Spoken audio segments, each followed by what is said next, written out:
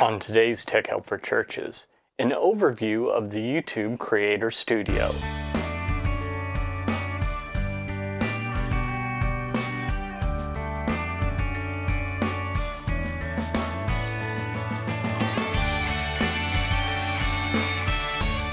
Hi, and welcome again to another episode of Tech Help for Churches. This is the show where every week I help you use the internet, new media, social media, etc. in your church. My name is Paul Allen Clifford. I'm your host. I'd love for you to join the conversation, leave your comments, etc. So please just do that below the video. If you're listening to the audio, that's not a big deal either. Head over to trinitydigitalmedia.com/contact. That would be a great way to reach me as well. And I have all the rest of my contact information listed, so you can do that if you'd prefer. So let's get started talking about the Creator Studio. Now, most people think about YouTube as the place where you upload videos, and that's true. But once you've done that, there's a lot more information that you can deal with, and most of it's located in the Creator Studio or can be accessed through the Creator Studio. So I thought that we'd just take a quick overview of what's in it, and then maybe in the next couple of weeks jump into more of the details behind what the individual pieces and parts do.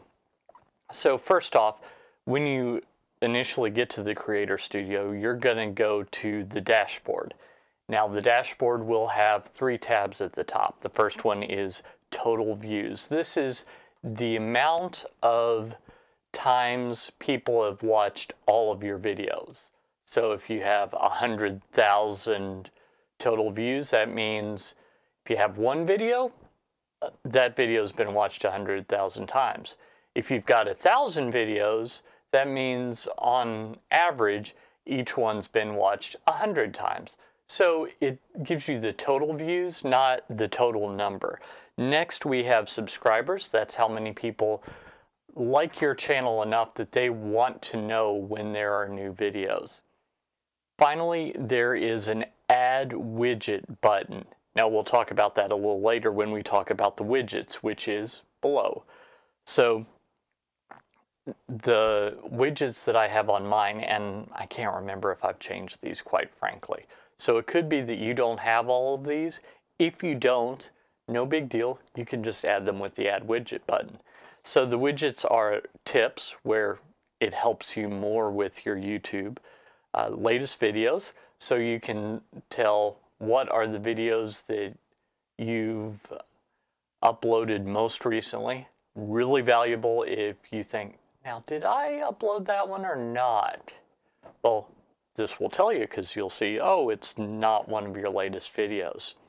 Comments, where you can manage the comments. You don't have to go to each individual video to manage the comments. You can just go here and do all these. Very helpful if you get more than one comment a week or a day. You can just speed through them right there. Analytics, that will show you just an overview of the analytics of your videos, how many people are watching them, things like that. And what's new, that tells you a little bit about the new things. So if you wanted, you can actually add another videos widget. Now, this might be useful for unpublished videos or videos with the most views. You can tweak that because there's a little gear icon in the upper right-hand corner once you add that. So that's something I want you to consider doing. Next, we have the Video Manager. That's where you can find all of your videos in order of either most liked, or not liked, most watched, or most recent. So you can switch between those two. Live events, if you're using YouTube Live, which as a church I really think you probably shouldn't, but if you are, not everyone listens to my advice on this. If you are using the live events, that will give you a list of those. Playlists, list of all your playlists. Shows, this is kind of like playlists, but it has additional features, and it's actually a little harder to deal with. It's not like you can, while you're uploading, just go to the drop down and click, hey, put this in this playlist. No, it's a little more complicated. There are seasons and stuff like that. I've tried to mess with this, but really it's not all that helpful. Next, we have copyright notices. Now, if you recall the episode a few weeks ago where I talked about copyright, if you have any copyright notices, this is where you would go. In fact, you'll see a screenshot on that show of my copyright notices. So you'll notice that I have some as a result of just being one of those edge cases where most people don't get permission from the band before they hit it big. I did. Oh well. Next we have community. Community is where you can interact with people. So first off, you have the comments. Now these are subdivided into the published comments, the held for review, and the likely spam. The likely spam tend to be, hey, come buy my product, or this is a great video. Why do you not like my product? Here. Yeah, I don't know why they think that that would work, but that's the likely spam. Held for review tends to be, we don't know which it is, or if you've set the comment settings a little strictly, then you can go into the held for review and decide, is this something I want or don't want? Next are messages. YouTube actually has something like an email system built in the back end. So you can message subscribers, you can get messages from other people, etc. And that's a good place to do that. Subscribers lists all your subscribers. So if you have 10, you'll have a list of 10. If you've got a big list, I don't have millions of subscribers, but I've got 563. No, it was 561 this morning. I've got 561. So as a result, I can see a list of them, and I just have to show more to see more of them. Then you have fan funding.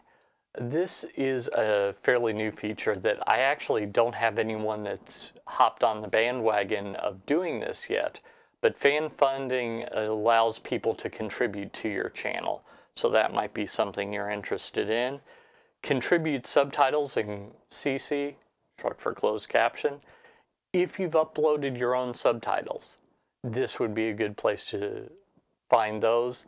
I uploaded text files that were transcripts and found that a lot of them were not yet published. So this was a good place to check that and find, oh, there are 3 that I need to say, hey, publish these 3. Next, community settings. You have some control over the content in your comments.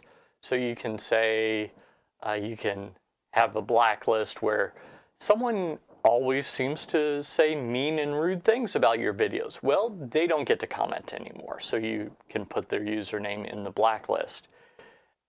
Comment rules, who can comment, who cannot, and this tends to be more general, like based on their activity, based on who they are, things like that, etc. And credits. Credits is a list of videos that you're credited in. So if a member of your church credits you in a video, credits your church in a video, you might see that there. Next we have channel, and in the channel we have status and features, all the features you're allowed to use in YouTube. So you might see some listed there that you're not allowed to use. So you can figure out which ones those are. Like, for example, by default, you're not allowed to upload your own thumbnail. Well, that will be grayed out, and you can do a search, or maybe in the future I'll show you how to do this, where you can have that enabled. Basically, they need to confirm that you're a real person and they want to hook your account to a phone number or an email address, stuff like that. So there are several features, and some of the features, by the way, that I've mentioned earlier may not be listed in yours because you're not allowed to use that under status and features. upload defaults. This is super useful. This allows you to put in the basic information that you want on all your videos. Pro tip, tags listed there. You could put in all your tags, putting quotation marks around tags that are more than one word. So in my case, tech help for churches, which is the tag I always tag this video with, is in quotes. So it's quote, tech help for churches, unquote. And that groups it together as a single tag. So that's very useful. And I put in all my tags, by the way, even though I have various shows, because it's easier to just delete the ones that are not right than to add in new ones. So that's what I recommend you do there. Featured content, you can have a featured video, and a great practice for this is to feature your latest video in all your videos. So that's pretty cool. And you can have a channel ad, which is a video that is an ad for the channel, and YouTube will promote your channel for free if you put it there. Next, you have branding, which is a watermark or a bug that shows up on all your videos. That's something I would recommend that you do. And then you have the advanced tab, which has advertisements, AdWords for video account, associated website. You want to do the associated website so that you can link to your church's website. Channel recommendations. You want to allow your channel to be recommended. Probably. I can't think of a reason why you wouldn't, unless it's like, hey, look at this idiot channel, and they recommend your channel when in fact it's not a recommendation at all. Subscriber counts. Now, whether or not you show those is really up to you. I show mine. Some people, they don't want that out. Usually it's because they don't have very many subscribers. So keep that in mind as a reason why you may or may not. And then finally, the Google Analytics ID, etc. This would help you for tracking in your Google Analytics dashboard, which is a separate service, but also run by Google, like YouTube. So that's worth doing as well. Finally, we have the Create tab. And I've talked a little about these before, but that's where the audio library is with your 3 different types of audio. The royalty-free audio that you can use no problem, the sound effects, and the ad-supported audio. Ad-supported audio tends to be famous songs, but they're not licensed in all locations, so pay attention to that. And finally, the video editor. Video editor, of course, I've talked about before. There are actually 2 video editors. This is the one where you can create original videos, so do that there. Well, I hope that helped you. I hope that you now know all the things that you can look at in the YouTube Creator Studio and all the stuff that you can play with. Now, we're going to revisit this a little later and delve into more details, but that was just an overview. If you like this content, I bet you'd like my email newsletter, so head on over to trinitydigitalmedia.com/gifts, and there you can pick up a free church tech gift, and I'll send you more tips and tricks. I tend to do this on Monday, just when the same day I release this show, and more news about what's going on over at trinitydigitalmedia.com. You'll also like the stuff that I've made just for you at my store. Now, this is important for you to know. I understand what it's like to be asked to do things that you don't quite get just because you're the technical person or just because you're creative. So I've created things to help you. You might have tried looking all over the web, spending hours and hours and hours trying to find this stuff. Just save yourself a little time. My resources aren't all that expensive, and you can get a leg up and save time, and get better at what you do at your church. So go ahead, head over there, see what's available, and pick up one of those great resources like how to do video for your church, my books on podcasting, Twitter, serving in the church, etc. Those are all great resources that I've made with you in mind. Until next time, this is Paul Allen Clifford with TrinityDigitalMedia.com. Go out and change eternity.